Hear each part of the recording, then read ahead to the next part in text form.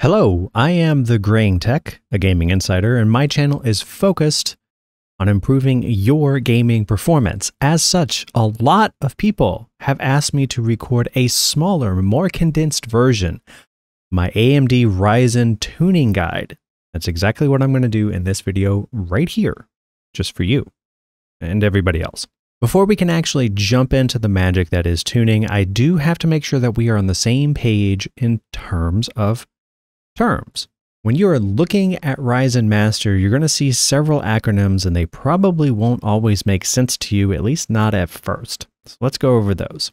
First up, we have PPT. This stands for Package Power Tracking. Simply think of this as how many watts are being delivered to that little socket that you installed your CPU into. Now, the default for a 105 watt TDP, that is the amount of thermal energy, the default number there for that is 142. If you have a 60 watt TDP CPU, the default there is 88. Next up, we have TDC. This is the thermal design current. Simply think of this as the amount of current that is delivered to the processor at higher temperatures. So when it is 70, 80, maybe even 90 degrees Celsius, that range, which Ryzen really likes to be in, so if you see those temperatures, that's completely normal. At those levels, what amount of current should the socket deliver? In this case, 95 amps is what the default is for the 105, while 60 amps is the default for 65 watts. Lastly, we have EDC. This is the electrical design current. This is the amount of current that's flowing to the processor during high voltage periods of time. This is different from high thermal periods of time. High voltage period of time, think about really using all of your cores simultaneously, really pushing the envelope on what that processor can do. 140 is the default for the 105, with 90 for the 65. Now, I mentioned two separate classes of processors, a 105 watt and a 65 watt. What are those? Well, the 105 watts are basically the 3080 and higher, 5080 and higher class CPUs. We have this really weird one in the middle though. The 3600X and the 3600 XT are 95 watts. I would treat them as a 105 and basically go from there. The 65 watts are basically your 3700X and below, or your 5700G and below. So you can see the difference there. It kind of splits rather nicely between the two generations and two classes of chips. So if you have multi-cores and a lot of high core counts, chances are you're 105. If you have a single on-core die, chances are you're a 65. That's an easy way to tell. Now that we have the homework out of the way, I want you to do something critical. I want you to right-click on your taskbar and choose Task Manager. Click Startup, and I want to see everything here in status. I just clicked on this status. I want to see all of these disabled. Why? This will not only save you a little bit of boot up time, but it will also prevent a lot of these extra services from taking up precious tuning bandwidth. We need to make sure that we're getting the most accurate measurement possible in order to properly tune the Ryzen chip. Any of these could interfere in that process, so turn all of this off. Now, in order to get ready, we have to download two pieces of software. The first, of course, is Ryzen Master. This is the AMD overclocking utility. Some utilities will look like this. This is a slightly older version. The newer version kind of looks like this. You're going to want to click this advanced view so that you actually get the full-on performance view like this. Down at the bottom of the page is the download. You simply download and install. The second item that you need, I am going to recommend using Cinebench R23, that is release 23. This utility will allow you to run an artificial benchmark that fully stresses all the cores and one single core. This will allow you to also adjust items in Ryzen Master when the benchmark is running, unlike 3D Mark and I think Passmark as well. This is simply a matter of downloading this as well and running the install. Once you have Cinebench installed, go ahead and start it. Then I want you to go to File, Advanced Benchmarks, and by default, this will be set to 10 minutes. I want you to set the minimum test duration to off. This is necessary for the next round of testing that we are going to do. This just gets you prepared. Next, we got to jump into the BIOS in order to make some very strategic changes. This is an ASUS BIOS, and I'm going to go over to Extreme Tweaker. And right here, you can see DOCP standard. This is what makes your RAM operate at its full frequency. I want you to go ahead and enable this option. Just turn it on to DOCP default 1, whichever one it is. That's the one that we're going to use, and that will help us going forward. Next up, we need to search for the voltage control for the CPU and the SoC. I want you to go ahead and set these to auto. If you've made changes, if you've adjusted them, it's okay. Set it to auto for now. You can always go back and adjust again later. Once those two values are in place, you might be tempted to go into Extreme Tweaker PBO. But instead, on this ASUS motherboard, we have to go to Advanced and find AMD Overclocking. You have to find the AMD specific section in order to access the curve optimizer. Accept the warning saying, hey, you might destroy your system. You won't. Next, we're going to find Precision Boost Overdrive, and then we will actually be able to adjust our curve optimizer.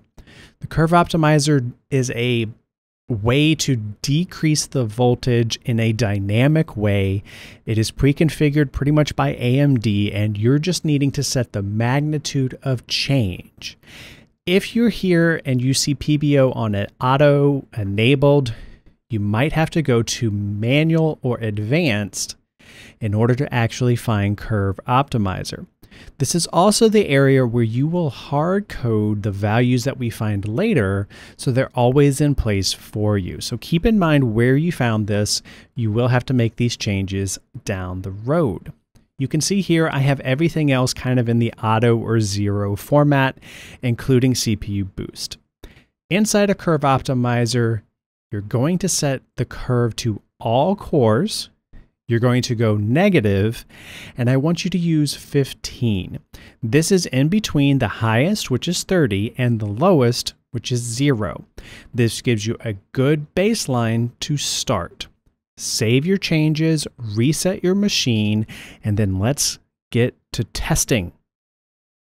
And then once you have set the BIOS and the first level of curve optimization, now it's time to go ahead and start kicking things off. So let's go ahead and bring up Ryzen Master. And I want you to go ahead and enable a default configuration. Now you might have to come right here and change the name. This is creator mode or something. I just label it default. You click default and then click apply. Now, because we're already using PBO, we have enabled that in the BIOS. By clicking default, you're just going to run into the standard settings anyways. Then go ahead and click home so that you can see all of this. Temperature, peak speed, these are self-explanatory. Here is your PPT with the percentage that is being used. Go ahead and ignore CPU and SOC power. Here is your TDC, again, with the percentage of this being used. Lastly, here is the percentage and the amount of used for your EDC. And then down in this section, if it's collapsed, you simply click on those little parts. You'll see the actual cores that are being used, and you will see the ones that are being actively used whenever you are running Cinebench. So this is going to give you all of the information that you need to test if your curve optimization setting is working. I want you to first run the CPU multi-core test by clicking start right here. When that completes, run the single core right here. If your system crashes, now we know that we have to back off our curve optimization setting. So instead of -15, we would go to -10. If -10 still crashes, we would go to -5.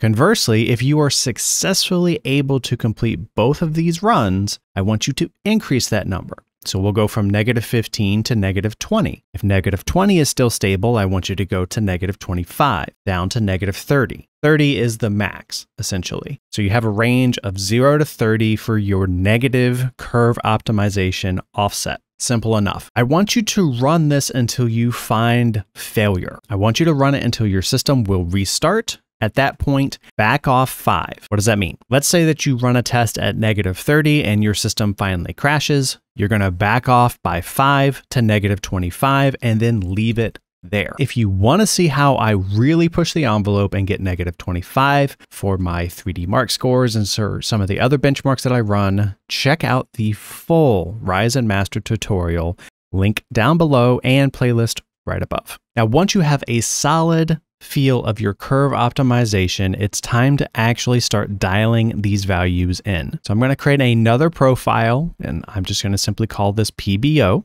I'm going to turn on Precision Boost Overdrive, and then you can see I have various values in here. Now, where I want you to start is the same default values. So if we click Home, just for a reminder, we can see 142 for PPT. We can see 95 and 141. And then for EDC, I'm going to put in 141. If you try to put in the exact value and hit apply, it tells you, hey, you're using the exact values that we would use. So it won't let you do that. Kind of annoying, but if you just incrementally change one of those values by 1, it'll allow you to apply. Okay, a little bit of an annoyance, but c'est la vie. I want you to start here with PPT. Now, I have seen this value at 100% around 200. And so that's where I'm going to recommend that you start. The goal here is to get PPT at 100 overall. How are we going to do that? We're going to start multi-core with a 10-minute duration right here. Start. This is going to put significant stress on your thermal solution, on your power delivery, on your CPU. That's why we start here. Back over here to Ryzen, and we can see temperature right now is 60. Our 200 is at 70%, meaning it's not using the full amount. So we can back this number off in order to decrease our PPT, which is what I'm going to recommend that we do right here. So let's say 170 and hit apply, back to home. And now you can see we're at 82% of 170. So you're not seeing significant differences with PPT. Things really aren't changing all that much. So now let's move over to TDC. You can see at 95, we're at 100%. So let's increase that because chances are it's going to want to use more. I recommend changing it in increments of 20. So 95 plus 20 is 115. Apply. Back to home. Okay, we're at 100% still at 115. Now look what happened to our PPT. 99% of 170. So something now is going on with PPT. So let's increase that again. Again, we're going to increment by 20. Okay, PPT now is not maxed, but our TDC is still maxed. As this fluctuates, as the multi-core is doing things, things are going to happen. Now, one thing I want to immediately point out, we're already almost 200 megahertz higher than we were when we started this. We went from a little less than 4 gigahertz to a little bit less than 4.2. So we're already making incremental improvements here. TDC is at 100 at 115. Let's increase that again by 20. 94, 95. What happened to PPT? 100. So that means we go back here and we have to increase it. We're at 210 now. 96. Good. We're still at 100 for TDC though. See that? So then we have to increase our TDC. Notice our temperature is going higher, but so is our frequency. Look right here. 4.3 now. If you enjoy gaming performance content, consider clicking that like button, maybe even subscribing. If you're already a subscriber, please visit patreon.com/TheGrayingTech to learn how you can help me pay it forward. Changing those two numbers right here and right here, we're now 300 megahertz higher on a multi-core benchmark. All right, TDC, we're going to increase that by 20. That's 55. All right, see, we're 90% now. We're 100 on our PPT. Not too much change here. See that? So let's increase our PPT again. And this might be our last PPP change before we need to start dialing in EDC. Okay, so we're not pegged at 100, not pegged at 100. Okay, so that means this right here is our throttle. See, it's even saying I'm using 106% of this 141, meaning it wants more. So let's give it some more. Take note, 4.4. So let's increase our EDC, units of 20. Okay, we're now 100, 98, 100. What happened? We went down. So we gave it more EDC and it went down.